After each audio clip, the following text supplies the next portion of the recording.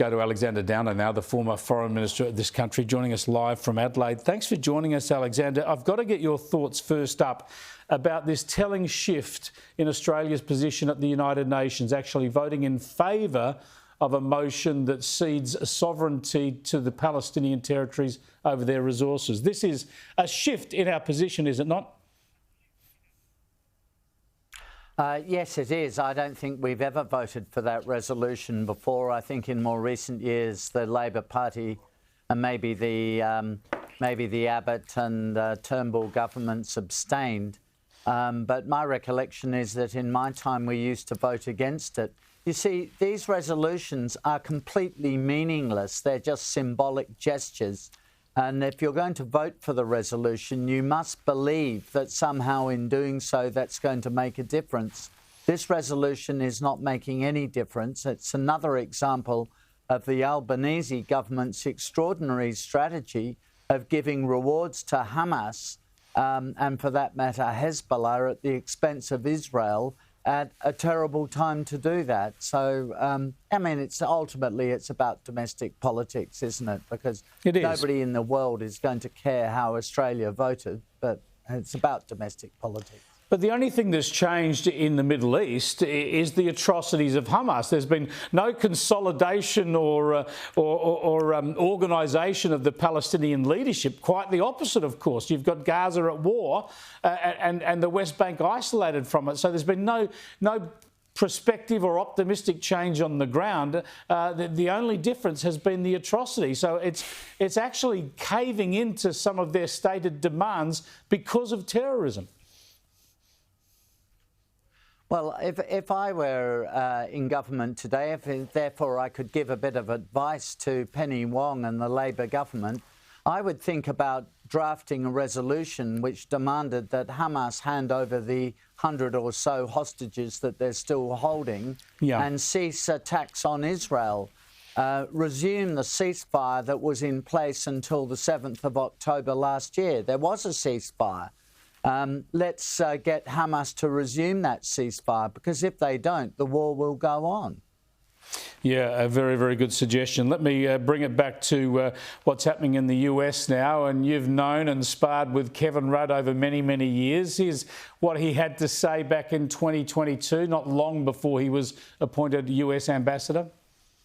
But for those of us who are allies of the United States, never take a backward step in saying we're allies of the United States. You know, for all the American predisposition for episodic craziness, look at Trump. How did that happen?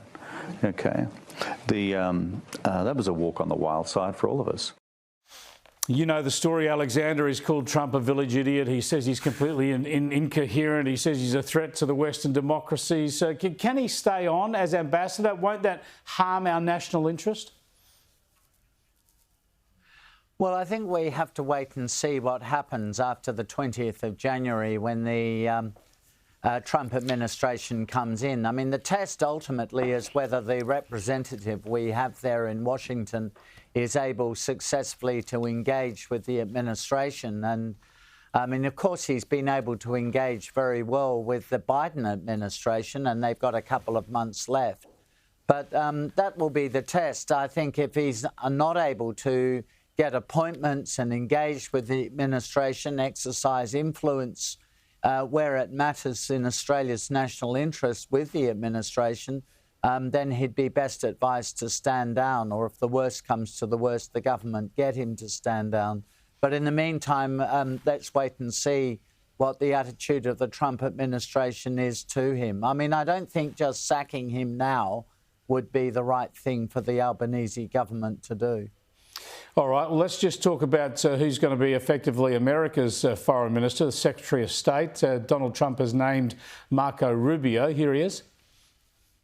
It's a tremendous honour to the President would place his confidence in me in a position of such importance. It's also a tremendous responsibility, and the job of the Secretary of State is to execute on the foreign policy set by the elected President of the United States, and I hope to have the opportunity to do it if my current colleagues here in the U.S. Senate confirm me. Yeah, interesting stuff. A senator, not a vast amount of experience in the field. What do you think of this choice, Alexander? I think he's a very good choice. Well, he has a lot of experience through his role as a senator. I mean, he's been a very high-profile senator. He's been a presidential nomination candidate as well. So, I mean, I think he has a lot of experience. But what is really important is that he is one of those politicians who's committed to peace through strength. And that's what the United States security policy needs to get back to. He'll be a strong supporter of Israel. He'll be tough on Iran, tough on Russia, tough on China. And those governments in those countries need to understand that the game has changed. You won't get bleatings out of the White House pleading for de-escalation, this sort of Chamberlain-style appeasement bleats. You will get a demand for peace. Otherwise the consequences will be very dire. And I think Marco Rubio is a very good person to deliver that message. Great stuff. Thanks for joining us, Alexander. I appreciate it. Alexander Downer, their former Foreign Minister, joining us live from Adelaide.